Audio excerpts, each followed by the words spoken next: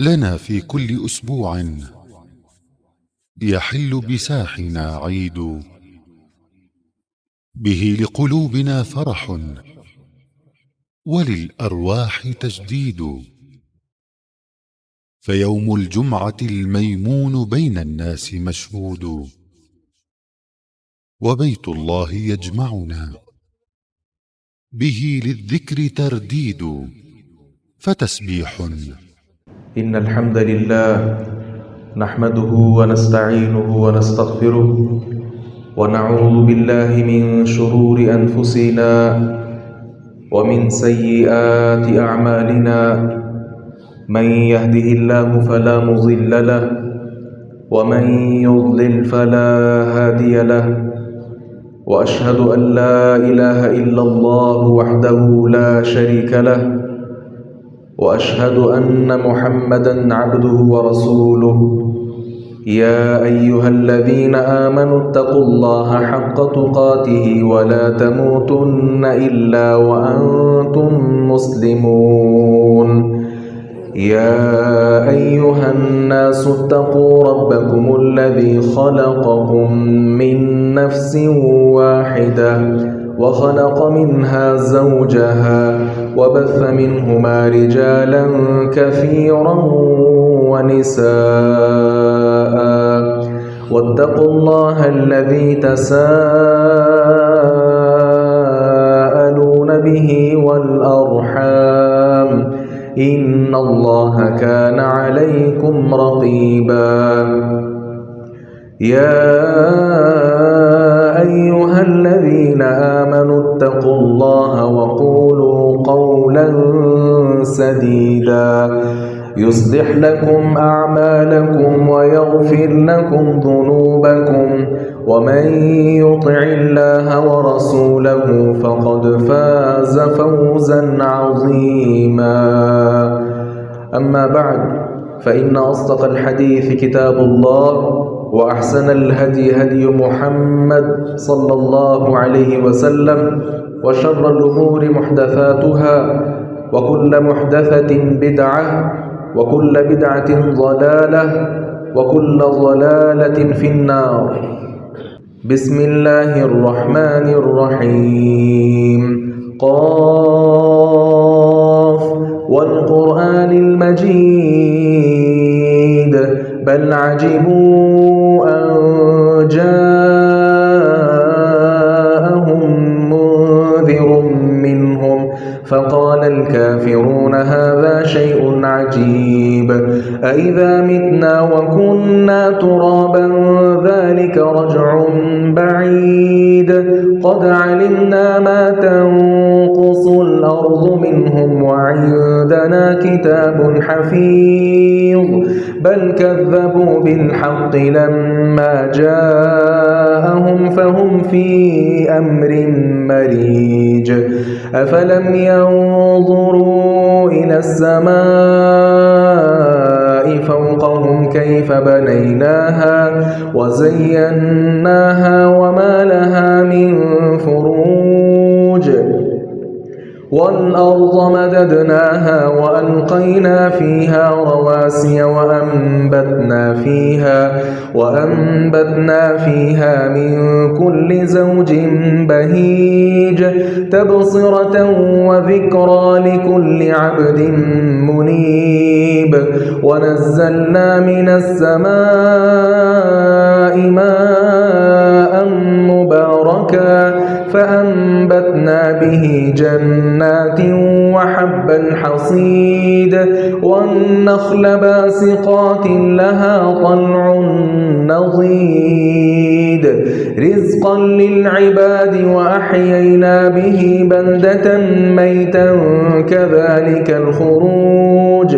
كذبت قبلهم قوم نوح وأصحاب الرس وثمود وعاد وفرعون وإخوان لوط وأصحاب الأيكة وقوم تبع كل كذب الرسل فحق وعيد أفعينا بالخلق الأول بل هم في لبس من خلق جديد ولقد خلقنا الإنسان ونعلم ما توسوس به نفسه ونحن أقرب إليه من حبل الوريد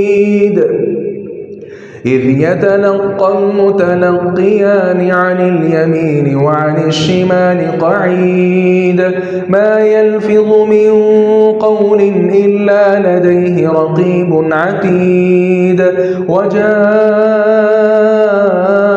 سكرة الموت بالحق ذلك ما كنت منه تحيد ونفخ في الصور ذلك يوم الوعيد وجاءت كل نفس معها سائق وشهيد لقد كنت في غفلة من هذا فكشفنا عنك غطاءك فبصرك اليوم حديد وقال قرينه هذا ما لدي عتيد ألقيا في جهنم كل كفار عنيد مناع للخير معتد مريب الذي جعل مع الله إلها آخر فألقياه في العذاب الشديد قال قرينه ربنا ما أطغيته ولكن كان في ضلال بعيد قال لا تختصموا لدي وقد قدمت إليكم بالوعيد ما يبدل القول لدي وما أنا بظلام للعبيد يوم نقول لجهنم هل امتلأت وتقول هل من مزيد وأزلفت الجنة للمتقين غير بعيد هذا ما توعدون لكل أواب حفيظ من خشي الرحمن بالغيب وجاء بقلب منيب ادخلوها بسلام ذلك يوم الخلود لهم ما يشاءون فيها ولدينا مزيد وكم أهلكنا قبلهم من قرن هم أشد منهم بطشا فنقبوا في البلاد هل من محيص إن في ذلك لذكرى لمن كان له قلب أو ألقى السمع وهو شهيد ولقد خلقنا السماوات والأرض وما بينهما في 6 أيام وما مسنا من لغوب فاصبر على ما يقولون وسبح بحمد ربك قبل طلوع الشمس وقبل الغروب ومن الليل فسبحه وأدبار السجود واستمع يوم ينادي المناد من مكان قريب يوم يسمعون الصيحة بالحق ذلك يوم الخروج إنا نحن نحيي ونميت وإلينا المصير يوم تشقق الأرض عنهم سراعا ذلك حشر علينا يسير نحن أعلم بما يقولون وما أنت عليهم بجبار فذكر بالقرآن من يخاف وعيد. معزز و محتشم سامعین و سامعات، گذشتہ سے پیوستہ آج کا خطبہ جمعۃ المبارک بھی دین اسلام پر ہے۔ اللہ تبارک و تعالی احکم الحاکمین رب العالمین کا علم اس قدر وسیع ہے، مخلوقات کے پاس اللہ تبارک و تعالی نے تھوڑا سا علم دیا ہے۔ اللہ رب العزت کی مخلوقات کی تعداد کیا ہے، اللہ کی مخلوق میں سے کوئی بھی نہیں بتا سکتا۔ انسان کے سامنے جو اللہ رب العزت کی مخلوقات ہیں ان کی تعداد بہت کم ہے۔ اس سے زائد اللہ رب العزت نے کیا کیا چیزیں پیدا کی ہیں، کن کن مقاصد کے لیے پیدا کی ہیں، وہ نہ میں جانتا ہوں نہ آپ جانتے ہیں۔ حتیٰ کہ کائنات کے بڑے بڑے جو لوگ تھے اللہ رب العزت نے انہیں بھی نہیں بتلایا۔ اللہ رب العزت کا علم، اس نے ایک ایک چیز کو گھیرا ہوا ہے، کوئی چیز بھی اللہ رب العزت کے علم سے باہر نہیں ہے۔ وہ یکتا ہے، اکیلا ہے۔ اللہ تبارک و تعالیٰ کی ذات میں اس کا کوئی شریک نہیں ہے۔ اللہ تبارک و تعالیٰ احکم الحاکمین، اس کی کرسی ہے۔ آیت الکرسی آپ پڑھتے ہیں، وسع کرسیہ السماوات والارض۔ اللہ رب العزت کی جو کرسی ہے وہ آسمانوں زمینوں سے بھی زیادہ وسیع ہے۔ کتنی وسیع؟ حتیٰ کہ کرسی کے مقابلے میں سارے زمینوں آسمانوں کی مثال ایسے سمجھیں جیسے بہت بڑا کوئی چٹیل میدان ہو اور اس کے اندر انگونٹھی ایک چھلا پڑا ہوا ہو۔ وہ چٹیل میدان اللہ رب العزت کی کرسی سمجھ لیں، اور اس چٹیل میدان میں جو چھلا ایک انگونٹھی ایک رنگ پڑی ہوئی ہے وہ سارے آسمان اور زمینیں سمجھ لیں۔ اور مت سمجھیے گا جس طرح ہم کرسی پر بیٹھتے ہیں ہم سارے کرسی پر پورے آ جاتے ہیں، اللہ تعالیٰ کی کرسی کا یہ مطلب ہے، نہیں، بلکہ مفسرین کے اقوال پڑھیں، لکھتے ہیں آیت الکرسی موضع القدمین، اللہ رب العزت کے دو مبارک قدم رکھنے کی جگہ ہے۔ وہ اللہ رب العزت کتنی بڑی ذات ہے میں اور آپ تصور بھی نہیں کر سکتے۔ اللہ تبارک و تعالیٰ کو پہچاننا، اس کی معرفت حاصل کرنا، ہدایت کا رستہ اختیار کرنا، اس کے لیے جستجو کرنا، تگ و دو کرنا، یہ سارے کے سارے لوگوں کی ذمہ داری ہے۔ اس کو آسان الفاظ میں اس طرح آپ کی خدمت میں بات رکھ سکتا ہوں کہ دین اسلام قبول کرنا ہر شخص کی ذمہ داری ہے، وہ انسان ہو، جن ہو، پھر ان میں سے وہ کسی بھی طبقے کے ساتھ تعلق رکھنے والا ہو، دین اسلام کو پہچاننا، اس کی معرفت حاصل کرنا، پھر اسے دل و جان سے قبول کرنا ہم سب کی ذمہ داری ہے۔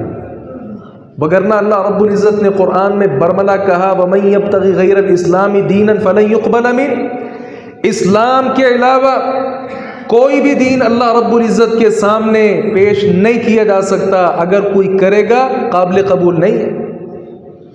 یہودیت ہو، نصرانیت ہو، بت مت ہو، ہندوازم ہو، آگ کے پرستار مجوسی ہو، کوئی بھی دین ہو، اللہ رب العزت کو دین اسلام چاہیے اور کوئی دین اللہ کو نہیں چاہیے۔ انسان کوئی کاروبار کرنا چاہتا ہے، لاکھ لوگوں سے مشورہ کرتا ہے، کون سا اچھا ہے، کیسے کروں گا، فائدہ کیسے ہوگا، نقصان سے کیسے بچ سکوں گا، ایک ایک بات کی تفصیل لیتا ہے، لیکن دین کے معاملے میں بالکل خاموش ہے۔ جہاں ماں باپ لگے تھے وہاں انسان لگا ہوا ہے، کوئی فکر نہیں۔ اگر کوئی یہودی ہے اسے سوچ نہیں کہ جس طرح دیگر میں سرچ کرتا ہوں اس طرح تلاش کر کے جو راہ راست ہے، سیدھا رستہ ہے جسے صراط مستقیم کہتے ہیں، وہ حاصل کر لوں۔ عیسائی ہے تو مدہوش پڑا ہوا ہے، بس صبح سے شام کھانے کی فکر، پینے کی فکر، پہننے کی فکر، لوگوں میں اپنا آپ چمکانے کی اور اپنا نام منوانے کی فکر۔ سیدھا رستہ کیا ہے کبھی سوچا ہی نہیں۔ سارے لوگ اسی بات میں ہیں، لیکن یاد رکھیں ہدایت کو تلاش کرنا اللہ رب العزت نے انسان کے لیے بڑا ہی آسان کر دیا ہے۔ اللہ رب العزت کے بعد کائنات کی سب سے بہترین شخصیت، سرور کونین، تاجدار ختم رسول، سید الاولین والآخرین، جناب محمد رسول اللہ صلی اللہ علیہ وسلم کی ذات گرامی ہے۔ جو شخص دل و جان سے ان کو تسلیم نہیں کرتا، ایسا شخص اللہ رب العزت کو راضی نہیں کر سکتا۔ معاشرے کا، سوسائٹی کا بہت بڑا وہ بدبخت انسان ہے جو پیغمبر علیہ الصلوۃ والسلام کے مقام کو سمجھتا نہیں ہے اور آپ کی بات مانتا نہیں ہے۔ سیدھا رستہ کیا ہے؟ صراط مستقیم کیا ہے؟ اللہ نے کتاب اتاری ہے، ایک سارا منظم انتظام، وہ دستور، قانون، منشور دے کر بھیجا اللہ رب العزت نے، اور وہ قرآن ہے۔ قرآن سے پہلے جتنی آسمانی کتابیں ہیں، آپ بائبل دیکھ لیں، انجیل دیکھ لیں، 5 نسخے ہیں، 5 کتابوں میں اس کو تقسیم کر دیا گیا۔ اور تورات دیکھ لیں، اس کے نسخے اس سے بھی زائد ہیں۔ اور اگر زبور کی بات کریں، اپنی اصلی حالت میں موجود نہیں ہے۔ اور پھر یہ تینوں کتابیں آپ اٹھا کر دیکھ لیں، وہ تورات ہو، زبور ہو، انجیل ہو، ان کے اندر جو احکامات بیان ہوئے ہیں، آپ حالات حاضرہ کے ساتھ ان کا تقابل کر کے دیکھیں، ان کے اندر رہنمائی نہیں ہے۔ قرآن کریم وہ خوبصورت کتاب ہے، وہ جامع اور معنی اللہ رب العزت کا نازل کردہ فرمان ہے۔ پیغمبر علیہ السلام کے دور میں، صحابہ کے دور میں، تابعین کے دور میں، اتباع تابعین کے دور میں، ائمہ کرام کے دور میں، حتیٰ کہ آج تک کوئی مسئلہ ایسا پیدا نہیں ہوا جس کا حل قرآن کے اندر موجود نہ ہو۔ میری کم علمی ہو سکتی ہے، آپ کی کم مائگی ہو سکتی ہے، لیکن قرآن کے اندر جامعیت کی کمی نہیں۔ اسے اللہ رب العزت نے قیامت کے در و دیوار تک لوگوں کے لیے رشد و ہدایت بنا کر بھیجا۔ یہ سارے لوگوں کے لیے ہدایت ہے، اور بطور خاص ھدی للمتقین، متقی لوگوں کے لیے یہ ہدایت کا سامان ہے۔ یہ دین ہے۔ اللہ رب العزت کو انسان پہچانے، پیغمبر علیہ الصلوۃ والسلام کی معرفت حاصل کرے اور قرآن پاک کو سمجھے، سیکھے، یہ آپ کا دین ہے جسے دین اسلام کہا جاتا ہے۔ رب کی پہچان، معرفت حاصل کرنا، یاد رکھیے اللہ رب العزت نے خود بھی قرآن میں اس کا تقاضا کیا ہے کہ اپنے رب کو پہچانو، اپنے رب کی معرفت حاصل کرو۔ یا ایھا الناس اعبدوا ربکم، لوگوں اپنے رب کی عبادت کرو۔ اللہ نے صرف اتنا نہیں کہا، بلکہ کہا کون سا رب؟ الذی خلقکم، جس نے تمہیں پیدا کیا، صرف تمہیں ہی نہیں، والذین من قبلکم، تم سے پہلے تمہارے آباء و اجداد جتنے گزرے ہیں ان سب کو اللہ رب العزت نے کہا میں نے پیدا کیا ہے۔ موسیٰ اور ہارون علیہ السلام کو جب بھیجا تھا فرعون کی طرف، کہنے لگا تم دونوں کا رب کون سا ہے؟ موسیٰ علیہ السلام نے تعارف کروایا تھا جس نے ہمیں پیدا کیا ہے۔ تو رب بنا پھرتا ہے، اپنے آپ کو ربکم الاعلیٰ کہتا ہے، بتا تو نے کس چیز کو پیدا کیا؟ اگر ہم خالق ایک واحد رب تبارک و تعالیٰ کی عبادت کرتے ہیں تو اس کے پیچھے وجہ ہے، وہ خالق کل شیء ہے، علی کل شیء قدیر ہے، سارے کے سارے آسمانوں کو، زمینوں کو اور دیگر تمام سیاروں کو اور ان کے درمیان مخلوقات کو پیدا کرنے والی اگر کوئی ذات ہے تو وہ رب العالمین کی ذات ہے۔ برملا کہا الا لہ الخلق والامر، توجہ سے سن لو، ساری مخلوقات اللہ کی ہیں، اور صرف مخلوقات ہی اللہ کی نہیں بلکہ ان تمام سیاروں میں، ان تمام لوگوں پر اگر کسی کا حکم چلتا ہے تو وہ بھی رب العالمین کا چلتا ہے۔ مخلوقات بھی اللہ کی، اور اللہ حاکم ہے، باقی سارے محکوم ہیں، حاکمیت بھی اللہ رب العزت کی ہے، قانون بھی اللہ کا چلتا ہے۔ اللہ خالق کل شیء، اللہ رب العزت ہر چیز کا خالق ہے۔ تو اللہ رب العزت کو پہچانا جائے۔ آیت الکرسی اللہ رب العزت کے تعارف میں بے مثال دلیل ہے۔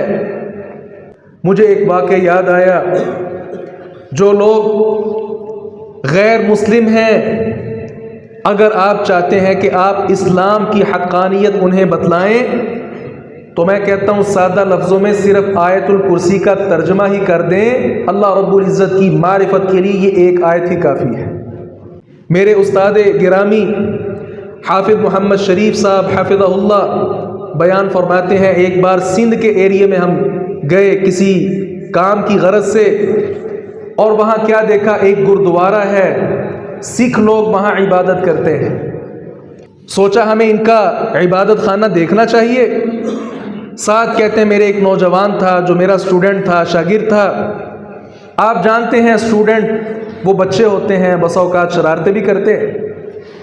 وہاں جب ان کے معبد میں گئے، عبادت خانے میں، گردوارے میں گئے، وہاں ان کا ٹلہ پڑا ہوا تھا۔ وہ بچے نے ٹلہ پکڑا اور اس کو بجانا شروع کر دیا۔ جب وہ ٹلہ بجایا، ظاہر ہے آواز آئی، اور وہ بہت زیادہ آگ بگولا ہوا۔ جو وہاں کا بڑا ان کا سربراہ تھا، پیشوا مقتدا تھا، کہنے لگا ہمارے رب سوئے ہوئے تھے، تم نے ہمارے رب کو ان کے آرام میں خلل کا باعث بنے ہو، اب تمہاری ٹانگ توڑ دے گا، تم دروازے سے باہر نہیں نکلو گے، کسی کا ہاتھ توڑ دے گا، کسی کو مار دے گا، یہ کرے گا وہ کرے گا۔ استاد صاحب کہتے ہیں ہم نے پوچھا آپ کے رب کون سے ہیں؟ کہتے وہاں مختلف تصاویر اور مورتیاں بنی ہوئی تھیں، کہیں شیر ہے، کہیں لومڑی ہے، کہیں بندر ہے، کہیں خنزیر ہے، اور اس طرح کی چیزیں موجود ہیں۔ اس نے کہا یہ ہمارے رب ہیں سارے، آپ نے ان کی نیند کو خراب کیا، لہذا اب یہ کر دیں گے وہ کر دیں گے۔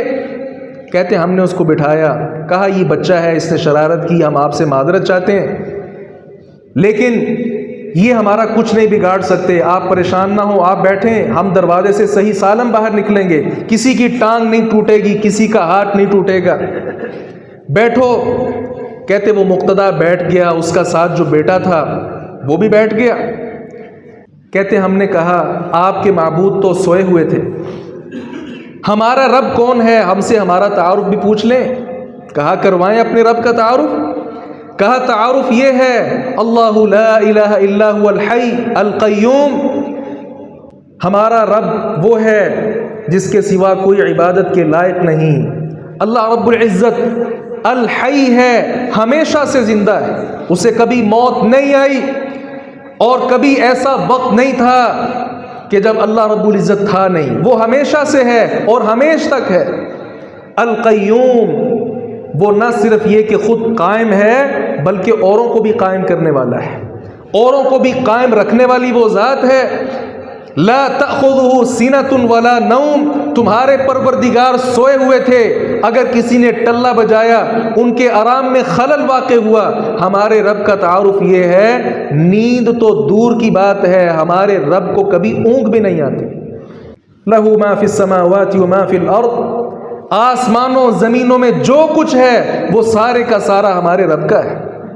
آیت الکرسی کا ترجمہ کر دیا۔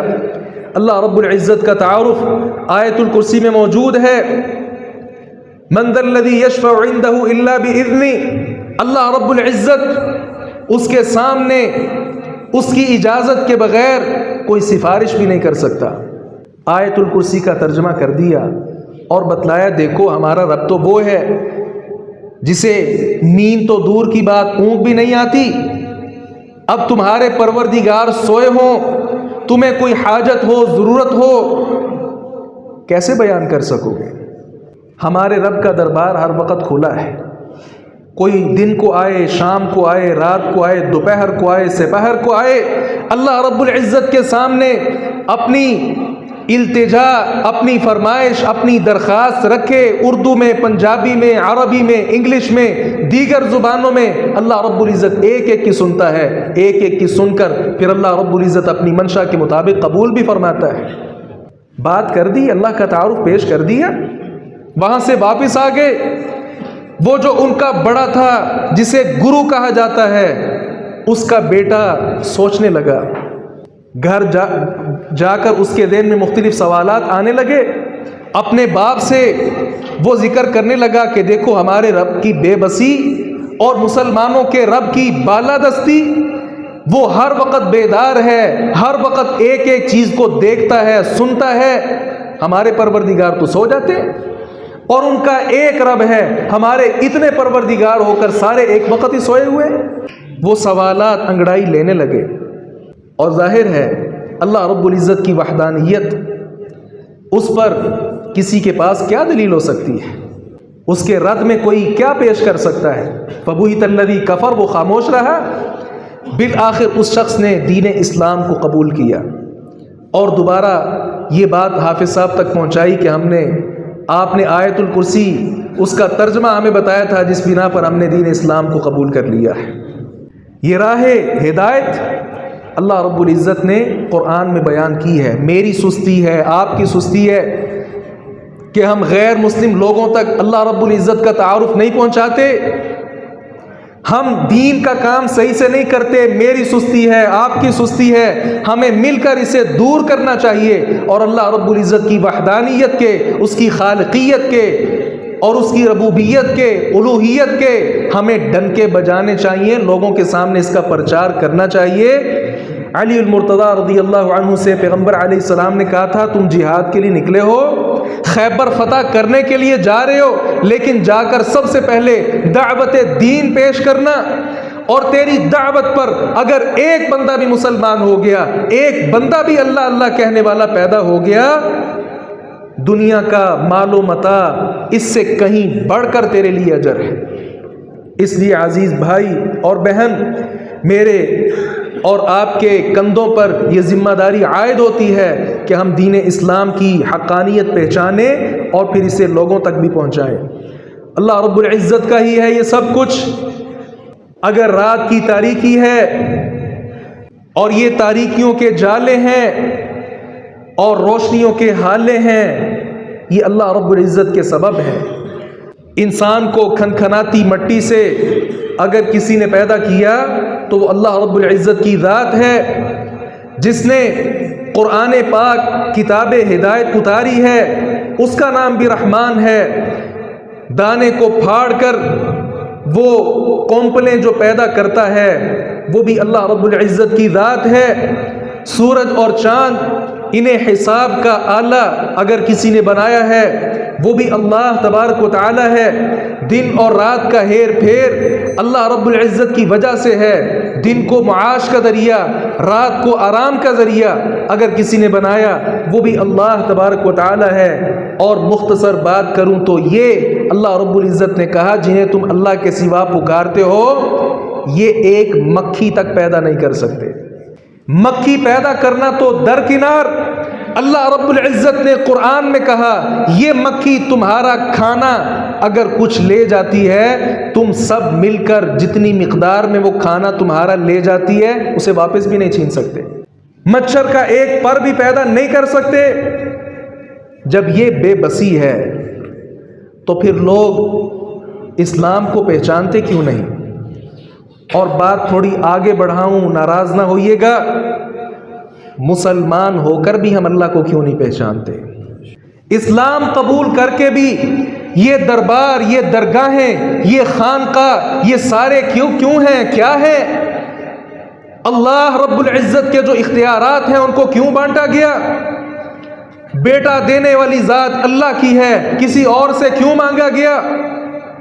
انسان کو روزی روٹی دینے والی ذات اللہ کی ہے، اوروں سے جا کر پھر جولیاں کیوں پھیلائی گئیں؟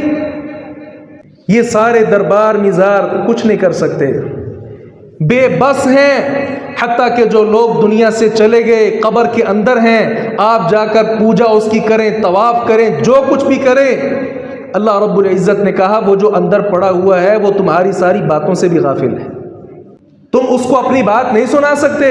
انک لا تسمع الموتى، پیغمبر علیہ السلام کو اللہ رب العزت نے کہا آپ مردوں کو نہیں سنوا سکتے۔ نبی کریم صلی اللہ علیہ وسلم کے پاس یہ اتھارٹی نہیں تھی کہ وہ مردوں کو اپنی بات سنا سکتے، میرے اور آپ کے پاس کہاں سے آ گئی؟ یہ بے بس لاچار لوگ یہ عبادت کے لائق کہاں سے ہو گئے؟ سوچنے کی بات ہے۔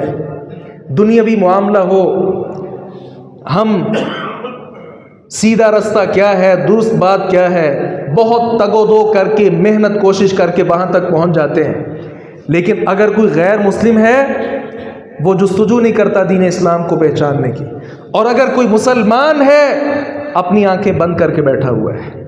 کیوں؟ لوگوں نے غلط سبق پڑھا دیا، دیکھو جتنا علم آئے گا نا تم اتنے ہی پھر دین کے پابند بن جاؤ گے، لہذا تھوڑا تھوڑا سیکھو، زیادہ نہیں سیکھو۔ یہ شیطان ہے جس نے یہ لوگوں کو سبق پڑھایا، جبکہ اللہ رب العزت کیا کہتے ہیں؟ قُلْ هَلْ يَسْتَوِي الَّذِينَ يَعْلَمُونَ وَالَّذِينَ لَا يَعْلَمُونَ۔ علم والے اور جاہل برابر نہیں ہو سکتے۔ انسان کو اللہ رب العزت نے جو اشرف المخلوقات بنایا وہ کس بنا پہ ہے؟ لوگ کہتے ہیں جی عقل کی بنا پہ۔ غلط ہے یہ بات۔ عقل اللہ رب العزت نے شعور جانوروں کو بھی عطا کی ہے۔ آپ دیکھ لیں کسی روڈ پر گاڑیاں گزر رہی ہوں گی، اگر کوئی کتا ہے وہ سڑک کراس نہیں کرے گا۔ آپ ہاتھی کو دیکھ لیں کتنا مضبوط اس کا قدم ہے، کبھی اس نے اپنے بچے کو مسئلہ نہیں ہے، وہ سمجھتا ہے یہ میرا بچہ ہے، اس کی حفاظت کرنی ہے۔ یہ شعور اللہ رب العزت نے جانوروں کو عطا کیا ہے۔ انسان کو فوقیت کس بنا پر ہے؟ علم کی بنا پہ۔ سورۃ البقرہ اٹھائیں، اللہ رب العزت نے جب آدم علیہ السلام کا تذکرہ کیا تھا ملائکہ سے، آدم علیہ السلام کو وعلم آدم الاسماء كلها ثم عرضهم على الملائکہ، اللہ نے آدم کو ساری چیزوں کے نام سکھائے، اس کو علم دیا، پھر ملائکہ سے کہا بتاؤ ان کے کیا نام ہیں؟ کہا یا اللہ جس چیز کا تو ہمیں علم نہ دے ہمارے پاس تو کوئی علم نہیں۔ یہ برتری تھی، یہ فوقیت تھی، یہ فضیلت تھی جناب آدم کی کہ اللہ رب العزت نے انہیں علم سکھایا، اور علم کی بنا پر ملائکہ پر بھی فوقیت دی، بلکہ ملائکہ سے کہا اس کو سجدہ بھی کرو۔ اور دین اسلام پیغمبر علیہ السلام آپ پر جو پہلی وحی نازل ہوئی اس میں بھی پڑھنے لکھنے کا حکم دیا گیا، اقرأ بسم ربک الذی خلق۔ اللہ رب العزت نے گویا اس دین کا آغاز وہ علم کے ساتھ کیا ہے۔ علم میں آگے بڑھیں، بھلے جتنی بھی عمر ہو جائے، انسان کو چاہیے وہ علم کا پیاسا رہے اور اس کا متلاشی رہے۔ یہ نہیں کہ دین اسلام قبول کر لیا اب ہم آخری امت میں شامل ہیں، امت بہترین ہے، نبی سب سے اعلیٰ عرفہ ہے، نبی نے رو رو کر ہم سب کے لیے دعائیں کر دی، اب ہم بخشائے۔ نہیں، وہ سارے مقام، وہ فضیلتیں ایک طرف، آپ کی جستجو ایک طرف۔ اگر یہی بات تھی تو صحابہ کرام گھروں میں ہاتھ پہ ہاتھ رکھ کر نہ بیٹھ جاتے، کیونکہ ان کو جو مقام و مرتبہ ملا وہ میرے اور آپ سے زیادہ ملا تھا۔ وہ صحابہ تھے، اللہ نے ان کو رضا کا سرٹیفکیٹ بھی دیا تھا، لیکن کیا انہوں نے نمازیں چھوڑ دیں؟ کیا دین کی معرفت حاصل کرنا چھوڑ دی؟ کیا قرآن کی تعلیم چھوڑ دی؟ نہیں عزیز بھائی، یہ عبداللہ ہے، کہتے ہیں قرآن کی کوئی آیت ایسی نہیں جس کا معنی میں نہیں جانتا۔ یہ عمر ابن خطاب ہیں جنہوں نے 12 سال لگائے ایک سورہ مبارکہ کی تفسیر سیکھنے میں، اور ہمارا حال یہ ہے بچپن میں جو قاعدہ نورانی قاعدہ پڑھا تھا، قاری صاحب سے کچھ دعائیں سیکھی تھیں، بس وہی یاد ہے، اسی پر جوانی گزر گئی، اسی پر بڑھاپا آ گیا، اور اسی پر انسان قبر میں چلے جاتا ہے۔ مزید معلومات حاصل کرنا، دنیاوی معلومات حاصل کرتے ہیں، یہ نہیں کہ نہیں کرتے، کوئی خبر ہم جانے نہیں دیتی، ساری خبریں سن کر پھر ہم رات کو سوتے ہیں، ساری فیس بک کا ستیہ ناش کر کے ہمیں نیند آتی ہے، سارا کچھ ہمیں معلوم ہے۔ نہیں معلوم تو یہ معلوم نہیں کہ قرآن پاک کی آیت کا ترجمہ کیا ہے۔ میں اپنے آپ سے سوال کروں، آپ اپنے آپ سے سوال کریں، قرآن کا ایک صفحہ ہمیں اگر پیش کر دیا جائے تو صحیح طور پہ میں پڑھ سکتا ہوں؟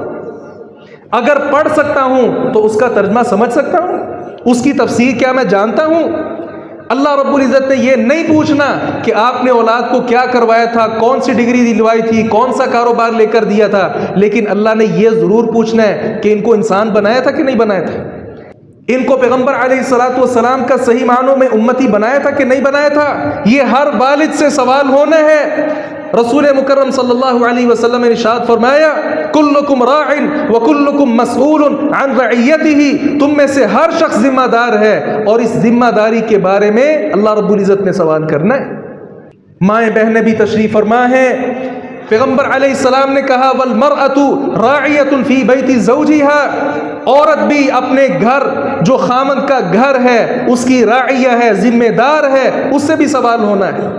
اپنی اولاد کی کن خطوط پر تربیت کی، یہ ہر خاتون اللہ رب العزت کے ہاں جواب دہ ہے، مرد بھی جواب دہ ہے، عورتیں بھی جواب دہ ہیں، ہر شخص ذمہ دار ہے۔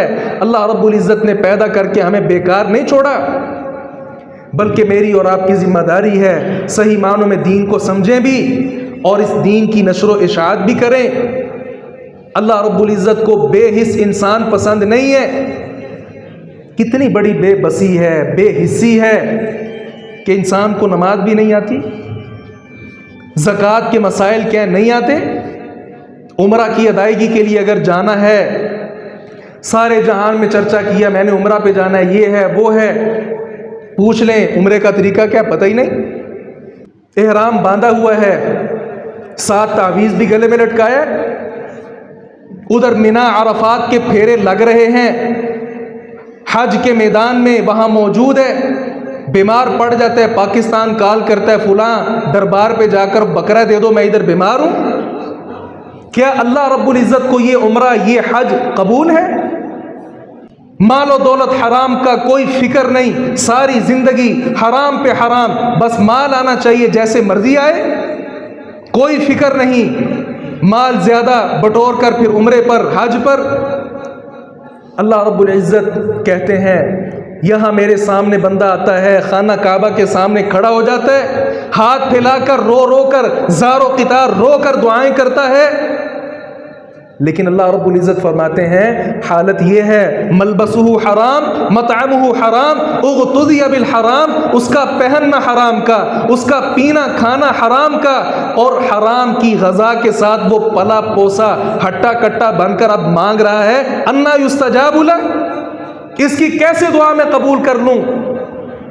اس لیے عزیز بھائی اپنے ضمیر کو جھنجھوڑیے، تذکیر نصیحت اہل ایمان کو فائدہ دیا کرتی ہے، یہ نصیحت مجھے آپ کو اگر فائدہ دے تو پھر صحیح معنوں میں ہم ایمان والے ہیں، لیکن اگر یہ باتیں آپ یہیں چھوڑ کر چلے جائیں، میں یہیں چھوڑ کر چلے جاؤں اور سارا ہفتہ جا کر اس پر عمل ہی نہ کروں یا آپ عمل نہ کریں، تو یاد رکھیے پھر مجھے اور آپ کو اپنے ایمان کے بارے فکر مند رہنا چاہیے کہ ہم صحیح معنوں میں مومن ہیں بھی کہ نہیں، کیونکہ نصیحت اہل ایمان کو تو فائدہ دیتی ہے۔ خواتین کی حالت یہ ہے مساجد کا رخ نہیں کرنا، کیوں؟ فتنہ ہے جی، مسجد میں عورت نہیں آ سکتی، کیوں؟ فتنہ ہے، لیکن بازار میں وہ سرے بازار گھومے، کوئی فتنہ نہیں، وہ کالج میں جائے، یونیورسٹی میں پڑھنے کے لیے جائے، ہاسپٹل نوکری کرنے کے لیے جائے، کوئی فتنہ نہیں، بس ہوسٹس بن جائے، ایئر ہوسٹس بن جائے، لوگوں کے سامنے جی حضوری کرتی ہوئی نظر آئے، کوئی فتنہ نہیں، لیکن مسجد میں آ کر اگر چند کلمات خطیب کی زبان سے، امام کی زبان سے، اگر کسی داعی کی زبان سے کوئی قرآن حدیث کی اچھی بات کان میں پڑ جائے تو فتنہ۔ دکھ کی بات ہے بعض خواتین کہتی بھی ہیں مرد نہیں لے کر آتے، جبکہ رسول اللہ صلی اللہ علیہ وسلم نے ارشاد فرمایا لا تمنعوا اماء اللہ مساجد اللہ، اللہ کی بندیوں کو اللہ کے گھروں سے نہ روکو۔ عمر ابن خطاب رضی اللہ عنہ کی بیوی اسماء ہیں، پہلے ابو بکر کی بیوی تھیں، ان کی وفات کے بعد عمر رضی اللہ عنہ سے شادی ہوئی، مسجد میں آ کر نماز پڑھتی تھیں، مردوں کی صفوں کے پیچھے خواتین کی صفیں ہوا کرتی، نماز میں شرکت کرتی تھی، آ کر باہر نکلنے پر عمر رضی اللہ عنہ کو غیرت آتی تھی کہ میری بیوی باہر نکلتی ہے بھلے مسجد میں جاتی، غیرت آتی تھی۔ کسی نے اسماء رضی اللہ عنہ سے کہا آپ کو پتہ ہے عمر رضی اللہ عنہ کو غیرت آتی ہے آپ پہ؟ کہا پتہ ہے۔ کہا پھر تم گھر میں نماز پڑھ لیا کرو۔ کہا کیوں؟